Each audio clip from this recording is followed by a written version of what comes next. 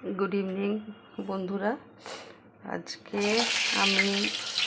एक चिकेन बनाबार जोन्नो चले एसेछि। चिकेनटा बेसिकली आमी खाई ना, आमार मेयेर जोन्नो। आमी चिकेन भालोबासि ना बोले आमी चिकेनटा खाई ना, तो ओर खूब शख।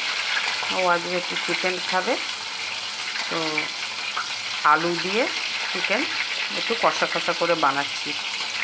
একটু দেখো তোমরা কীভাবে আমি করছি।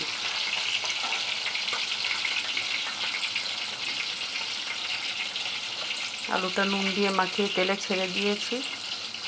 একটু লাল করে ভাজা হলে তুলে নিয়ে তারপর আমি খুব হালকা মশলা, অল্প মশলা দিয়েই করছি। কষা করব কিন্তু খুব একটা মশলা, এই যে আমার মশলা রেডি আছে। আদা, রসুন, একটুখানি পেঁয়াজ, ধনের গুঁড়ো, লঙ্কার গুঁড়ো, হলুদ। লঙ্কার গুঁড়োটা একটু সামান্যই দিয়েছি, জাস্ট কালারের জন্য। খুব একটা বেশি ঝাল খাবে না, তো সামান্যই একটু দিয়েছি। তো আলুটা প্রায় ভাজা হয়ে আসছে।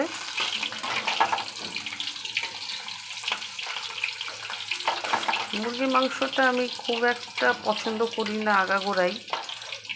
আমি মাংস মাছ খুব একটা খাই না, রান্না করি মেয়েটার জন্য, মেয়েটা ভালোবাসে। তো হয়তো একটু খাসি মাংসটা ভালো লাগে, ওইটাই একটু খাই। সানডে করে যখন আনি তখন একটু করি খাই। তো সানডে যখন বানাবো খাসির মাংসটা, সেটাও তোমাদের সাথে শেয়ার করব। রেসিপিটা একটু দেখো। আলু তো প্রায় ভাজা হয়ে গেছে, আলুটা এবার তুলে নেব।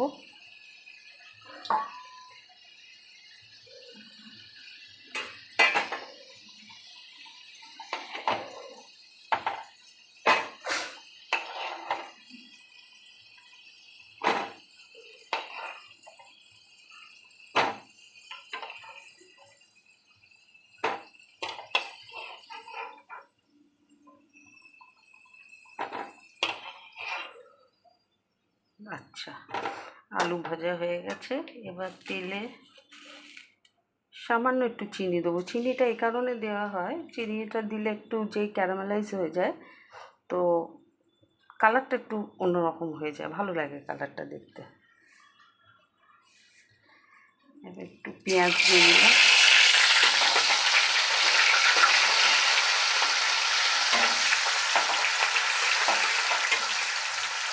আচ্ছা, পেঁয়াজটা যখন দিলাম তখনই আমি নুনটা দিয়ে দিই। তাতে কি হয়, নুনটা খুব ভালোভাবে স্প্রেড হয় এবং রান্নার টেস্টটা খুব ভালো হয়। আমি নুনটা একেবারে পেঁয়াজের সাথেই দিয়ে দিই।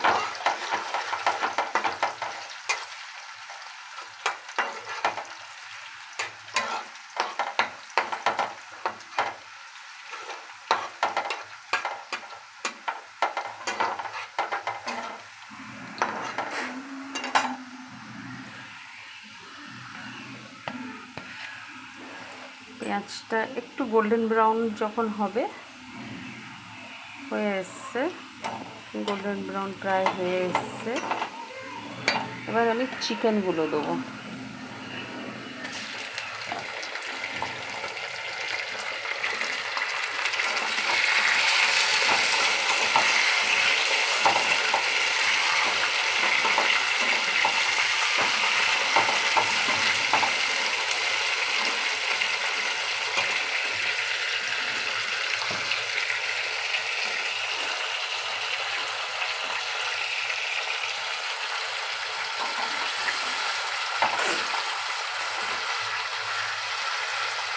চিকেনগুলো একটু তেলের মধ্যে নাড়াচাড়া করলে, আর পেঁয়াজের সাথে নুন যেহেতু পড়েছে, চিকেনগুলো একটু ভালো টেস্টটা খোলে। তো চিকেনগুলো দিয়ে দিলাম।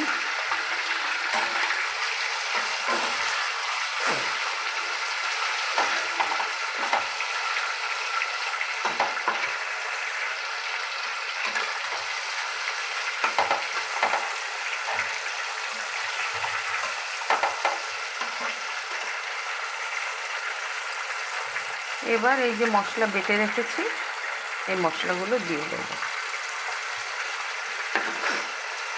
আমি খুবই সিম্পলভাবে করছি, অত মানে খুব একটা যে তড়িজুট করে ওরকম না, সিম্পলভাবেই করছি। রাত্রিবেলা খাবে, খুব একটা স্পাইসি না করাই ভালো। তাও একটু একটু করে স্পাইস দিতে দিতে স্পাইসি হয়ে যায়। অল্প একটু আদা, অল্প একটু রসুন, অল্প অল্প করে দিতে দিতেও দেখবে ভালোই স্পাইসি হয়ে যায় যতই চেষ্টা করো। মশলার বাটিটা ধুয়ে একটু জল দিয়ে দিল,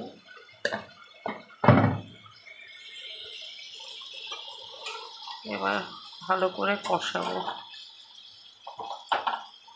গরম মশলাটা এখন দিইনি, গরম মশলাটা একটু ভালো কষা কষা হলে দেবে। আচ্ছা বন্ধুরা, আমি আলুটা এখনই দিয়ে দিচ্ছি, এই কারণেই দিয়ে দিচ্ছি, জ্যোতি আলু সেদ্ধ হতে একটু টাইম লাগে, আর চিকেন তো বেশি টাইম লাগে না, তাই জন্য একেবারে আলু আর চিকেনের সাথে মানে একসাথে দিয়ে দিলে বেশ ভালো গলে যাবে।